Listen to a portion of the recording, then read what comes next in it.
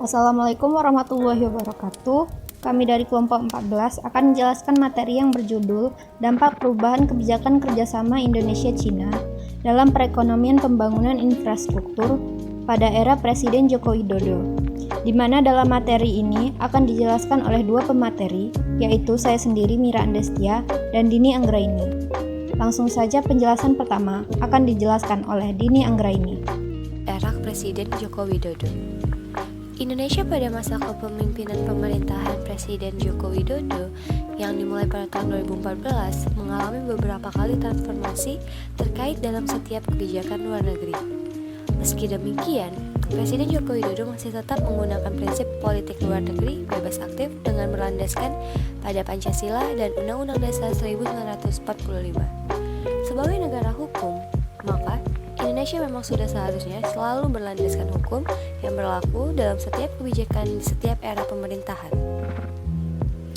Berbagai kebijakan luar negeri telah dicetuskan oleh Presiden Joko Widodo sesuai visi misi yang telah diutarakannya sebelum menjadi presiden. Adapun visi yang dibuat oleh Presiden Joko Widodo khususnya mengenai arah politik luar negeri, yaitu mewujudkan negara Indonesia yang berdaulat, mandiri, dan serta berpribadian yang berlandaskan asas gotong royong.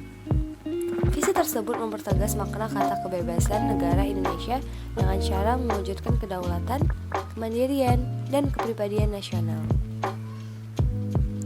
Sejarah hubungan diplomatik Indonesia dan Republik Rakyat Tiongkok. Sejak dahulu, hubungan antara Indonesia dan Tiongkok yang dulu dikenal dengan Cina sudah memiliki kedekatan. Terdapat sejarah yang panjang di antara hubungan antar dua negara ini, termasuk adanya interaksi antar leluhur bangsa Indonesia dengan leluhur bangsa Tiongkok yang dapat ditelusuri sejak abad sebelum Masehi. Kedekatan hubungan keduanya diketahui melalui kedatangan etnis Tiongkok di Indonesia pertama kalinya dan juga dapat dibuktikan dengan adanya peninggalan benda-benda bersejarah dari kerajaan-kerajaan kuno di Indonesia di masa lampau di mana telah memiliki kaitan yang kuat dengan etnis Tiongkok, seperti kerajaan Sriwijaya, Erlangga, dan Majapahit. Secara sederhana, bahwasanya Indonesia dan Tiongkok telah lama menjalin hubungan diplomatik.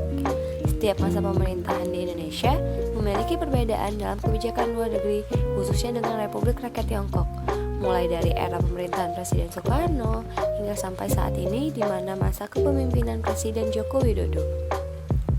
Pada masa Presiden Susilo Bambang Yudhoyono hingga masa Presiden Megawati, hubungan antara Indonesia dan Tiongkok disebut sebagai sebuah hubungan yang stabil. Tidak terlalu dekat, namun tidak juga menjauh. Baik Indonesia maupun Tiongkok sama-sama memaknai hubungan mereka sebagai hubungan kerjasama untuk membangun perekonomian masing-masing. Walaupun Indonesia sempat dihadapi dengan dilema ketika harus merenggangkan hubungan dagangnya dengan Taiwan, di mana saat itu Taiwan yang masih dianggap sebagai musuh bagi Tiongkok, yang harus membuat Indonesia mengambil konsekuensi untuk menjaga diri dari hubungan dekatnya dengan Taiwan apabila masih ingin bekerja sama dengan Tiongkok. Lalu, pada masa pemerintahan Presiden Joko Widodo sekarang, Indonesia mengalami masa kedekatan yang harmonis dengan Tiongkok. Hal ini tidak lepas dari keinginan Presiden Joko Widodo untuk mencukupi anggaran infrastruktur di dalam negeri. Politik luar negeri Indonesia terhadap Tiongkok di era Presiden Joko Widodo. Pada tahun 2014, di mana masa kepemimpinan Presiden Joko Widodo dimulai dengan masa-masa dekatnya hubungan dengan negara Tiongkok. Hal ini tidak terlepas dari peran aktor yaitu Presiden Joko Widodo itu sendiri, yang lebih memfokuskan kerjasama dengan negara terdekat, yaitu Tiongkok. Presiden Joko Widodo melihat bahwasanya begitu besar peluang kerjasama yang dapat dilakukan dengan negara Tiongkok ini. Tidak hanya itu, Presiden Joko Widodo juga melihat keuntungan yang besar apabila Indonesia dapat memanfaatkan Tiongkok sebagai mitra kerjasama.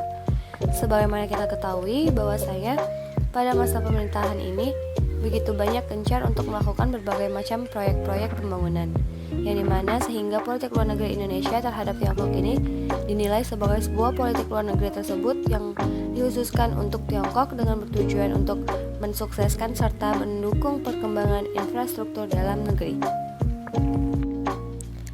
Kerja sama Indonesia dengan Cina.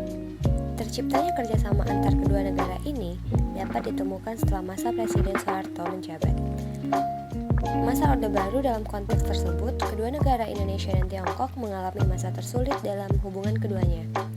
Indonesia menjauhi Tiongkok dikarenakan adanya prasangka bahwa Tiongkok membantu gerakan komunis di Indonesia, di mana pada masa Orde Baru, komunis sangat dimusuhi di Indonesia.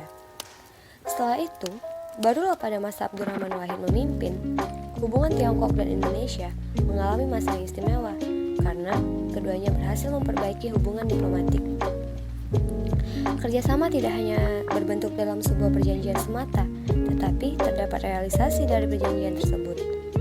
Kerjasama tidak hanya pada bidang perdagangan dan ekonomi, namun juga melibatkan seluruh bidang yang ada, seperti kebijakan politik, budaya, sosial, pendidikan, kesehatan, serta yang lainnya.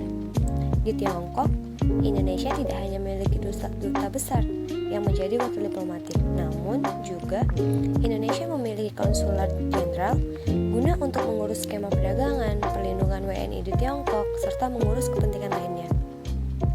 Kerjasama Indonesia-Cina, bidang perekonomian juga menjadi perhatian kedua negara. Salah satu kerjasamanya adalah bergabungnya Indonesia dalam ACFTA yang terjalin sehubungan dengan keanggotaan Indonesia dalam ASEAN.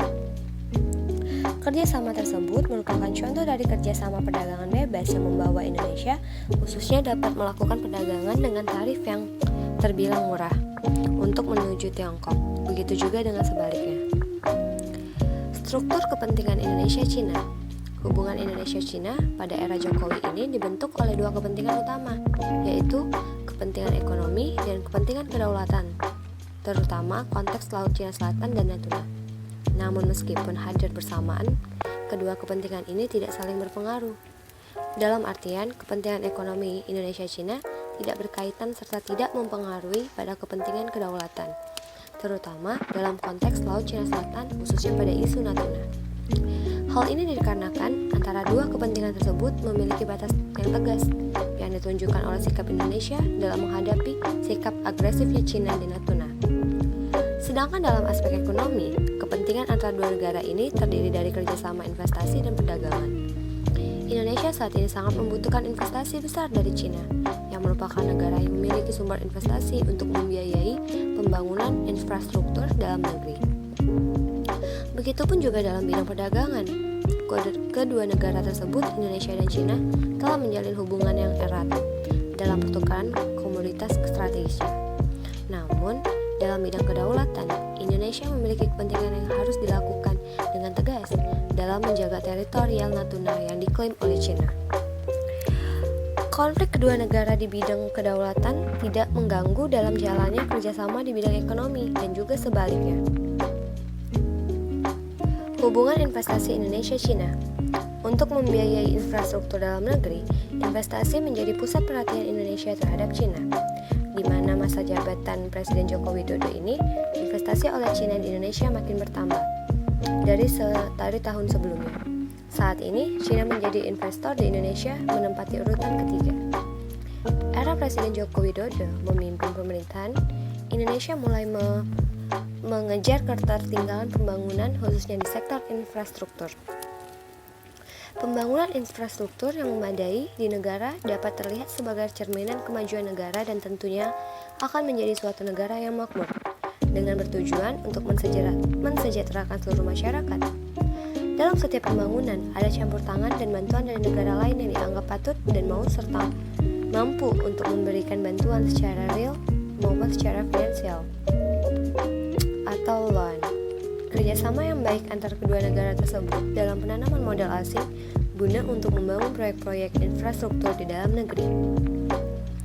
Di era Bapak Presiden Joko Widodo memimpin, bangsa kedekatan antar dua negara ini, Indonesia dan Cina, makin terjalin kokoh. Telah dibuktikan dengan banyaknya kerjasama bilateral antar kedua belah pihak. Salah satu proyek yang menjadi sorotan tentang kerjasama yang dijalin Indonesia dengan Cina yaitu dalam bentuk membangun kereta cepat High Speed Railway antara kota Jakarta dan kota Bandung dengan pembiayaan senilai 5,9 miliar USD atau berkisar 78,6 triliun rupiah.